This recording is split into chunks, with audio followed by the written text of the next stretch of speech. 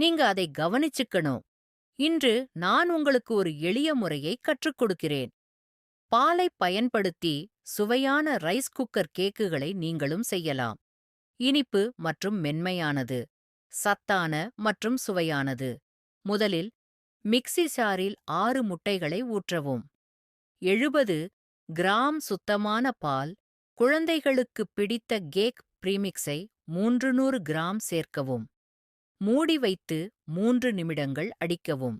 சிலர் அமைதியாக வீடியோக்களைப் பார்க்க விரும்புகிறார்கள், ஆனால் அவர் ஊக்கமளிக்கும் விதமாக சப்ஸ்கிரைப் கொடுக்கவும் மற்றும் லைக் பட்டன் தட்டுவார்.